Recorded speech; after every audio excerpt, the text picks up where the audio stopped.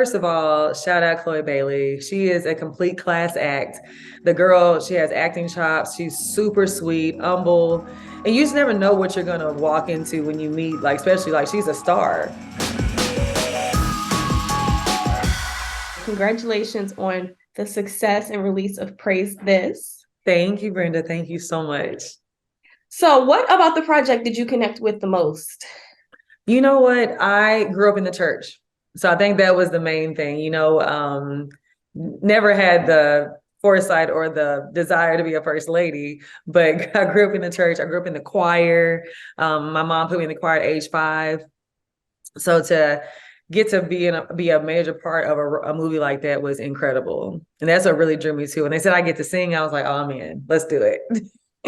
Now, speaking of singing, the film really showcases your vocal ability, and you recently expanded upon that with the performance at the Atlanta Hawks game, singing the national anthem, which I am sure is no easy feat. So from what I researched about you, singing has always been a passion of yours and part of, one of your goals as far as your career ambition. So talk to us about your journey for you to get to this moment. Yeah. Well, I'm from Martin, Tennessee, a very small town in Tennessee, population about 10,000 people, just to paint the picture. I moved to Washington, D.C. after college, worked on Capitol Hill for 2.5 years, and decided that that wasn't for me. And I wanted to pursue my passion. My parents always instilled in me, get a degree so you have something to fall back on, and then go do what you want to do. So I took that to heart. I got my degree, and now I'm following my passion. So I moved to Atlanta in 2009. Moved here in 2009, decided I wanted to pursue music and acting, hit the ground running. And it was a very tumultuous journey in the beginning. I was like, did I make the right decision? Struggling, trying to make ends meet, trying to figure it out. And I'm so grateful for my support system. I have an amazing support system. My Uncle Tyrone, who let me live with him and his wife at the time, because I was like, can I just stay with you guys for a year until I get my feet on the ground? And he was like, absolutely. So appreciative to them.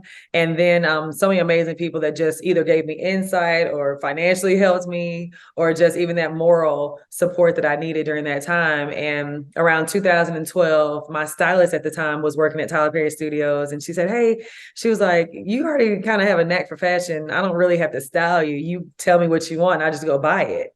And she was like, you should maybe come work at the studio, because I was looking for a job at the time. And I was like, okay, that sounds good. So I started off as a PA at Tyler Perry Studios and continued to audition, continue to do music. And then from there, just kept working my way up through the ranks. And, you kind of, sometimes you can get stuck in a place and you forget what you really are there for. And the main reason for me wanting to work there was because I could be around what I wanted to do. I could make money and also study amazing actors that come in and out of those gates. And I was steady auditioning while I was working. And then one day I got a call saying that Tyler wanted me to be the costume designer for the studio. And I was like, whoa, okay, this is a complete detour from what I'm trying to do. And I had to pray about it. I was like, all right, guys, is this the way you want me to go? Because the music industry is one of those things where age matters. Acting, not so much. So I'm thinking about, like, okay, I'm getting older. The acting thing hasn't really hit, but my music is kind of going somewhere, but not to where I want it to be within this amount of time that I've been pushing for it. So I ended up working with Tyler, taking the job. And then not long after that, got asked to be his personal stylist. And at that point, I had to really stop auditioning, because it was like, okay, now you can't do anything else if you're going to take this job. So I styled Tyler for 5 years and did not audition for anything. Had auditioned for some stuff at TPS before, didn't get it. And then Sisters came about. And from there, I talked to Tyler. I said, you never told you this, but I came here pursuing acting and music. And he was like, what? He knew I could sing, but he didn't even know that was a real passion. And he was like, okay, let me see what you've done. So I showed him some self-tapes, because when self-tapes are really starting to take off.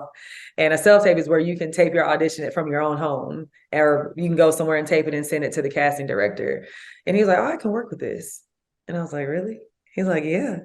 And from there, he's like, I got something small. What you do with it is up to you. She can stay as small as you want, or she can go as big as you make it. And that small thing was Fatima. And as you see, like, she started off season 1, nobody knew who she was. It was just Andy's secretary. And now she's a household name. So that's kind of like the journey that got us to where we are now.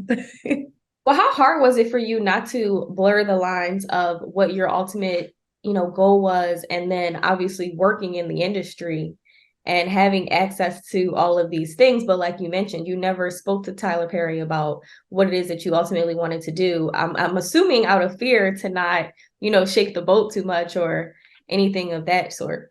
Yeah, a part of that not telling Tyler or asking Tyler was because when you work as a stylist, it's a very intimate position. You're around that person all the time. And my thing with him, I love that man so much. And I wanted to make sure I create a safe space for him, and I see every day somebody's like this. Mm-hmm. What can you do for me? What can you do for me? And I never wanted to be that. Even with Will Packer, he's married to my cousin. And she was like, why didn't you ever tell me? And I'm like, I didn't want it that way. I wanted to work for it. And it wasn't until I felt that God was saying, and I know it was a voice of God because of how everything has panned out. It wasn't until I felt like God was saying, no, you need to say, this is the moment to say something. Say it, or it's going to pass you by. And that was a moment where I couldn't fight it anymore. I was like, okay, because any other time I'm like, no, I'm not going to say anything. I didn't feel that push from God to say anything. But when I was reading the scripts, costume designing season 1 of Sisters and producing it, I was like, oh my gosh, my life is jumping off the pages at me because I was giving Tyler my stories, my friends' stories. We were all sharing things with him so he would know what it's like to date in Atlanta as a 30-year-old woman. And I was like, in that moment, I was like, this is it. Like, this is when I need to say something. And it was the right moment. And it wasn't so much out of fear. When people always ask me, why didn't you say something? It was more so because I wanted to earn it. And even through the journey, in that moment, I felt like I'd earned the right to just let him know, even if he said no. I felt like it was okay for me to speak in that moment and say, hey, T, this is what I really want to do. And from that day, he has been like literally after that conversation, he texted me and said, I love this idea. And he's been so supportive. So supportive. Well played. And the thing we know about Tyler Perry is that he takes care of his people. So Baby. I'm happy that it panned out for you. Now, you obviously spoke to us about going from working in the costume department of the Tyler Perry Studios to being a star of the show, of 2 of the shows, really. And how did working behind the scenes with such a powerhouse combined with your other work experience, working in corporate communications, prepare you for the work that you're doing in front of the camera? Oh my goodness. It prepared me tremendously, honestly. Even from my background in communications, knowing how to handle working and talking to people. When I was a costume designer, I had a whole crew of from young to old people that I had to manage and be the boss of. So knowing how to manage a department, knowing how to talk to people, knowing how to be a leader.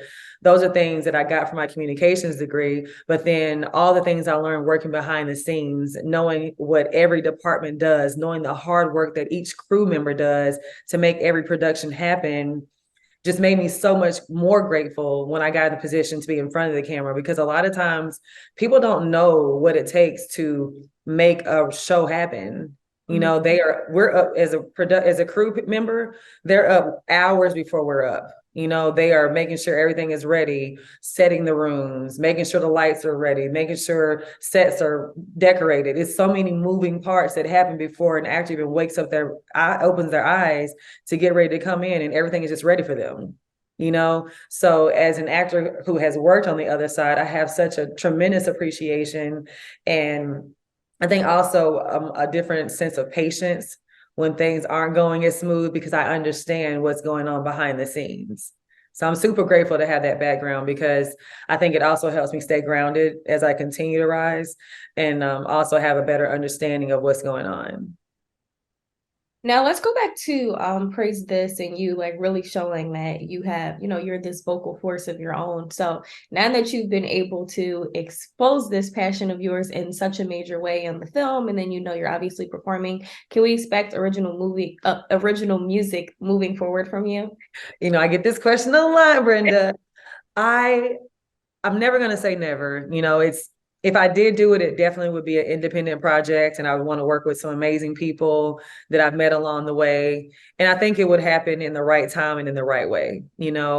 I want to do like Disney musicals, maybe do Broadway. I do want to sing, but I'm not sure if I want to be a recording artist. I'm so happy that you said that you have a scope outside of the traditional music industry scene? Because I feel like so many singers miss that, and they really miss the possibilities that are out there. And Yes, I think working in the industry, you see yeah. outside of, the charts and all that stuff. So. Exactly. It's so many avenues that you can take to use your gifts. And I think that for me, the music industry was such a male dominated industry. It was really hard as a independent artist. Even at that time, I was independent, trying to get label backing. It was a really hard road to navigate, and I was like, I don't know if this is for me, But now that I'm in a different position, I feel like I can do it in my own way, on my own terms, and really make some beautiful music for people. If that's where your path takes you. Well, listen, Disney has a good coin, so yes. we're never hating, and I'm a fan of Disney. I'm actually going on a press trip there. I go every month, so I'm going on another press trip next week. So I'm all for seeing us. Yes. Disney space. So hopefully that all works out for you now. Thank you. Worked alongside a lot of good people in the film, Chloe, and how was that working with other artists who are active in the industry as well on this specific project for Praise This? It was amazing. First of all, shout out Chloe Bailey. She is a complete class act. The girl, she has acting chops. She's super sweet, humble. And you just never know what you're going to walk into when you meet, like, especially like she's a star, and you never know what you're walking into. And you always hope for the best. And she was absolute. She was a delight. She was a delight to work with. Another person I just loved working with was Quavo. We had one scene together where we didn't interact together, but behind the scenes, we were all sitting and holding, and he was just so nice. Drewski is hilarious on and off the camera. Love him. And I run into him. I feel like I run into Drewski everywhere. Like I was in New York at a Nets game and ran into Drewski. He's everywhere. And then I look on my TV, he's everywhere. So proud of him, but everybody was amazing to work with. Angelica was... First of all, she just stole the show. She is so amazing in the movie. Loved working with her. Tina Gordon, the director, just held her own. And it was so amazing to see her just in a director's position, because she's directed a lot of things, but to actually be able to witness it was really dope. Yeah. Now, season 2 of Zatima just ended on BET Plus, and we know that obviously that was a spinoff of Tyler Perry's Sisters. And the last time I spoke to you, we were going into season 1 of the show. So, what did you learn transitioning from first season of carrying the show as a co-lead into the second? Ooh, listen, heavy is the head that wears the crown. Deval and I had our work cut out for us, and we were ready for it. We were super excited. We have an amazing work ethic. I can say that about both of us. We both get on each other's nerves. Like I definitely get on Deval's nerves wanting to run lines and study, because I take it very serious. And we all have our own different methods of how we learn them. But when it came to season 1 and season 2, we realized this is a lot different than filming Sisters, because Sisters is an ensemble cast where we all kind of carry the load together.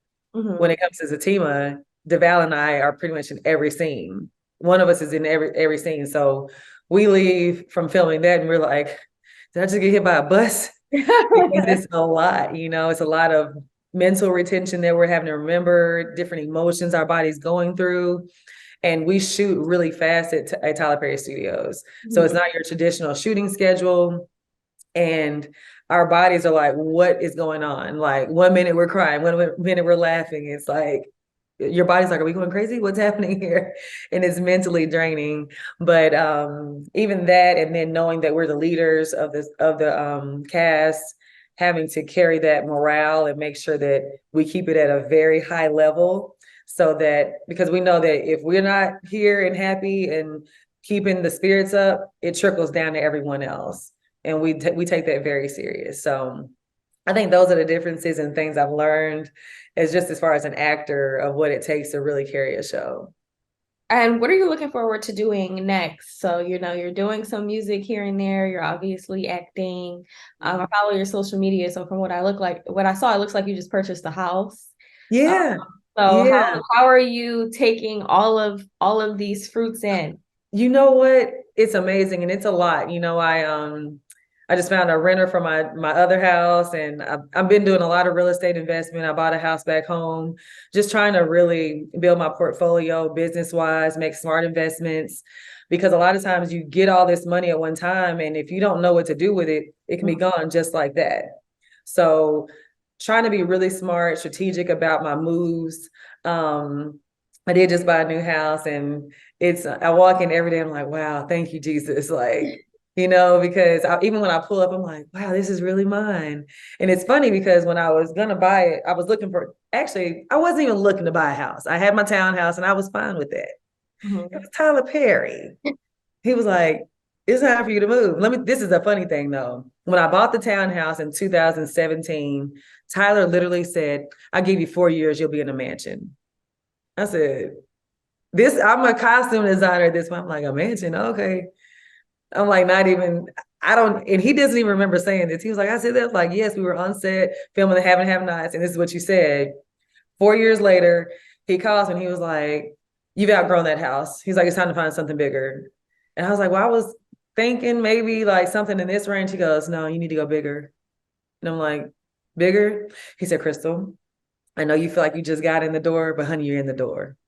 And he was like, you're going to go buy something that you can settle for and be like, oh, this is nice. And in a few years, you're going to be like, I should have got what I wanted. He said, so go get what you want. And God's going to make room for you. And I was like, all right, okay, I received it, Tyler Perry. If that's what you say. So I did it. And I was like, okay, because sometimes you feel like, am I ready for this? Or is this really happening? You're kind of still living in yeah, you want to stay safe because, like you said, okay, I ain't trying to live outside my means. The way this economy is set up, let's go there. Yeah. And then, in the industry, jobs come and go. So I understand, but I'm glad Tyler has the motto of my aunt. Like, she's always like, don't cheat yourself, treat yourself. And I'm like, well, how much?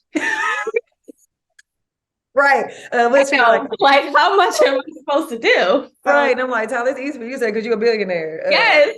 Sir, listen. If work ain't coming, you gonna cover this mortgage? All right now.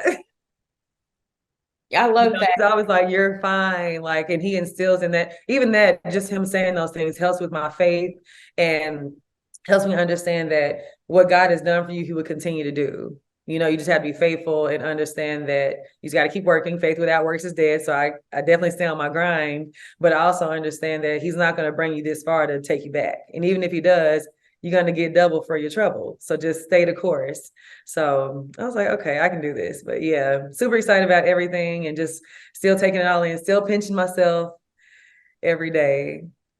And how is it having someone like Tyler, like rooting for you, behind the scenes? How valuable is that in such a dog industry? It's amazing, to have someone of his caliber. And Tyler's very selective about the people that he gets behind.